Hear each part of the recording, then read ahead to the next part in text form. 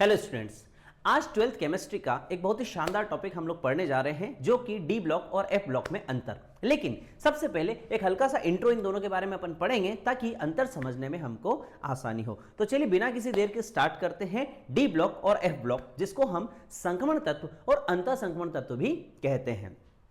देखिए, जब आप डी ब्लॉक की बात करते हो तो सबसे पहली बात यह आती है कि भाई उसको डी ब्लॉक का तत्व क्यों कहा जाता है, और यही बात एफ ब्लॉक के बारे में भी आती है। तो हम जानते हैं कि पूरी आवर्त सारणी को हम 4 ब्लॉक में बांटते हैं, जिसमें एस, पी, डी और एफ आता है।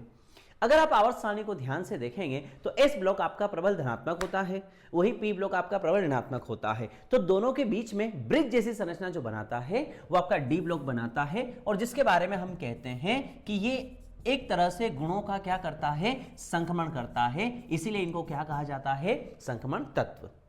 वहीं अगर हम डी ब्लॉक में ही बात करें तो हमारे पास 2 तत्व आते हैं, लेंथेनम और एक्टिनियम, और इसके बाद में आने वाले 14 तत्व जो होते हैं वो डी में प्रवेश ना करके एफ ब्लॉक में प्रवेश करते हैं, इसलिए उन्हें हम यहां पर एफ ब्लॉक के तत्व कहते हैं।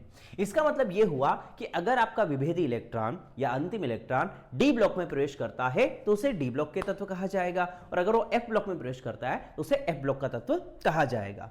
अब चूंकि हमने डी ब्लॉक के तत्वों को संक्रमण तत्व नाम दिया, तो आपके जो लेंथेनाइड और एक्टिनाइड की सीरीज है, यानी कि जो एफ ब्लॉक के तत्व हैं वो भी संक्रमण तत्व से बीच में से निकल के आते हैं, और यही कारण है कि इन्हें हम यहां पर अंतः संक्रमण तत्व कहते हैं। तो ये सबसे बड़ा कारण हुआ आपका एक तो संक्रमण तत्व का और एक अंतर संक्रमण तत्व का, यानी कि एक तरफ हमने डी ब्लॉक लिखा है और एक तरफ हमने एफ ब्लॉक लिखा है। अगर हम यहां पर सीरीज की बात करें तो डी ब्लॉक आपका सीधा सीधा 4 श्रेणियों में विभाजित होता है, जिसको अपन प्रथम संक्रमण श्रेणी, द्वितीय संक्रमण श्रेणी, तृतीय और चतुर्थ ऐसा नाम देते हैं। वहीं अगर आप एफ ब्लॉक की बात करोगे तो आपको 2 ही श्रेणियां देखने को मिलती है, जिसमें से पहली श्रेणी को हम लेंथेनाइड श्रेणी बोलते हैं और दूसरे को हम एक्टिनाइड श्रेणी बोलते हैं, और वही आपकी यहां पर 4F श्रेणी और 5F श्रेणी भी कहलाती है। तो एक नॉर्मल सा इंट्रो हुआ डी ब्लॉक और एफ ब्लॉक के बारे में, जो आप लोगों ने भी बिल्कुल जरूर कहीं ना कहीं तो पढ़ा ही होगा। तो चलिए बिना किसी देर के अब हम यहां से स्टार्ट करते हैं इसमें अंतर। देखिए, अगर वो संक्रमण तत्व और अंतर संक्रमण तत्व पूछता है, 1-2 अंतर तो आपके बहुत नॉर्मल हो जाएंगे। जैसे मान लिया जाए कि अगर संक्रमण तत्व के बारे में बात कर रहा है तो ये डी ब्लॉक के तत्व भी कहलाते हैं, और अगर वो अंतर संक्रमण के बारे में बात कर रहा है तो वो एफ ब्लॉक के तत्व कहलाते हैं। कितना सिंपल अंतर है। और अगर मान लिया जाए क्वेश्चन ऐसा आता है कि डी ब्लॉक और एफ ब्लॉक में अंतर लिखिए, तब आप क्या कर सकते हैं कि इन्हें संक्रमण तत्व कहते हैं और इन्हें अंतर संक्रमण तत्व कहते हैं। तो ये देखो 2 चीजें हैं ना, एक दूसरे में हम इंटरचेंज कर सकते हैं। तो वो क्वेश्चन के पूछने के ऊपर डिपेंड करेगा कि आपको कैसे उसको इंप्रोवाइज करना है। एक और चीज, भाई डी ब्लॉक तत्व क्यों कह रहे हैं, सभी को पता है कि जो विभेदी इलेक्ट्रॉन है वो आपका कहां पर, डी में प्रवेश करता है। ठीक है, मैं पूरी लाइन नहीं लिखूंगा, केवल हिंट जो है वो आप लोगों को बताऊंगा जिससे आप अच्छे से लिख सकें।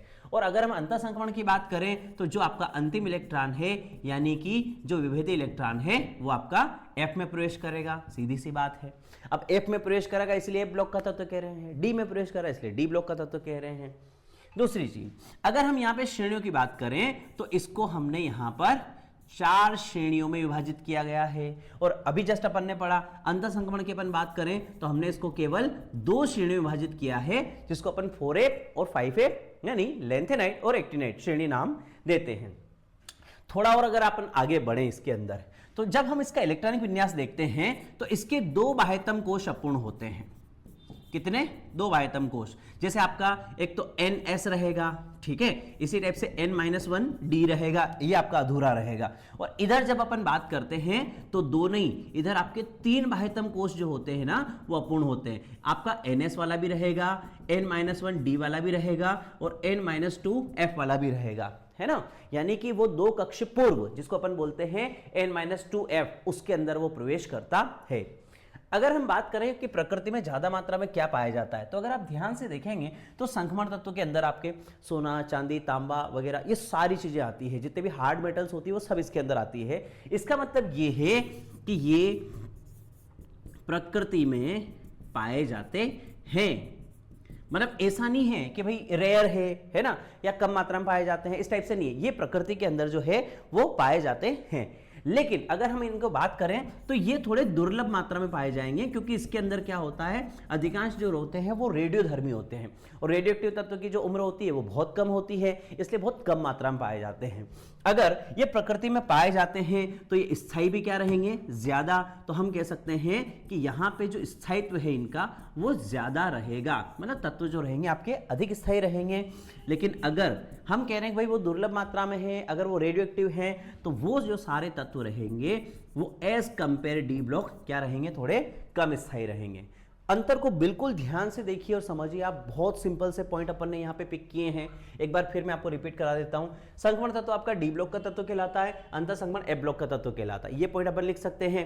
आपका विभेदी इलेक्ट्रॉन डी ब्लॉक में प्रवेश करता है, विभेदी इलेक्ट्रॉन एफ ब्लॉक में प्रवेश करता है। इसको 4 श्रेणियों में विभाजित किया गया है, इसको 2 श्रेणियों में विभाजित किया गया है। इसके 2 बाह्यतम कोश अपूर्ण होते हैं, इसके 3 बाह्यतम कोश अपूर्ण होते हैं। ये प्रकृति में पाए जाते हैं, ये दुर्लभ मात्रा में पाए जाते हैं, और ये तत्व आपके अधिक स्थायी होते हैं और ये तत्व आपके कम स्थायी होते हैं। तो मुझे नहीं लगता है कि भाई इतने सिंपल पॉइंट से आपको अब कोई दिक्कत हो सकती है। आई होप आप लोगों ने अच्छे से इसको पढ़ा होगा। आप स्क्रीनशॉट ले सकते हैं, रिपीट में भी इसको अच्छे से आप वीडियो को देखिए, अपने दोस्तों के साथ शेयर करिए और परीक्षा की अच्छी तैयारी करिए।